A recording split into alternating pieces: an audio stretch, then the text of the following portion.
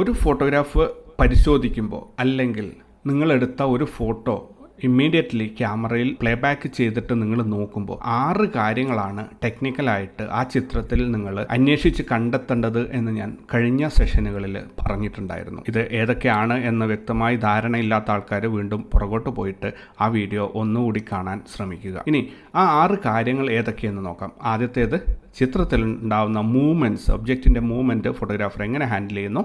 രണ്ടാമത്തേത്, ചിത്രത്തിൻ്റെ brightness photographer എങ്ങനെ ഹാൻഡിൽ ചെയ്യുന്നു. മൂന്നാമത്തേത്, ഫോക്കസ് എങ്ങനെയാണ് ചെയ്തിരിക്കുന്നത്. നാലാമത്തെ, ഡെപ്ത് ഓഫ് ഫോക്കസ് എങ്ങനെയാണ് അയാൾ കൺട്രോൾ ചെയ്തിരിക്കുന്നത്. അഞ്ചാമത്തേത്, ഡിജിറ്റൽ നോയ്സ് അയാൾ എങ്ങനെയാണ് കൈകാര്യം ചെയ്തിരിക്കുന്നത്. ആറാമത്തേത്, ആ ചിത്രത്തിൻ്റെ കളറിൻ്റെ വിശ്വാസ്യത അയാൾ എങ്ങനെയാണ് ഉറപ്പുവരുത്തിയിരിക്കുന്നത്. ഇത്രയും കാര്യങ്ങളാണ് നിങ്ങളെടുത്തതായാലും മറ്റുള്ളവരെടുത്തതായാലും ഒരു ഫോട്ടോ നോക്കുമ്പോൾ നമ്മൾ ടെക്നിക്കലി അതിനെ ഒന്ന് വിലയിരുത്തേണ്ട ഒരു മാർഗം ഇതാണ്. ഇനി ഇപ്പോൾ പറഞ്ഞ 6 കാര്യങ്ങൾ, ആദ്യത്തെ, ഒരു ഒബ്ജക്റ്റിൻ്റെ മൂവ്മെൻറ്റ് എങ്ങനെയാണ് ഫോട്ടോഗ്രാഫറിന് നിയന്ത്രിക്കാൻ പറ്റുക, അയാളുടെ ചിത്രത്തിൽ അതിനെ എങ്ങനെയാണ് നിയന്ത്രിക്കാൻ സാധിക്കുക. രണ്ടാമത് പറഞ്ഞ ചിത്രത്തിൻ്റെ ബ്രൈറ്റ്നസ്, അത് നമ്മൾ ഓൾറെഡി പ്രാക്ടീസ് ചെയ്ത് കഴിഞ്ഞ കാര്യമാണ്. മൂന്നാമത് ഫോക്കസ് ആണ്, അതും. നാലാമത്തേത് ഡെപ്ത് ഓഫ് ഫോക്കസ് ആണ്. അഞ്ചാമത്തേത് ഗ്രെയിൻസ് നോയ്സ് ആണ്. ആറാമത്തേത് കളർ കറക്ഷൻ ആണ്, അല്ലെങ്കിൽ വൈറ്റ് ബാലൻസ് ആണ്.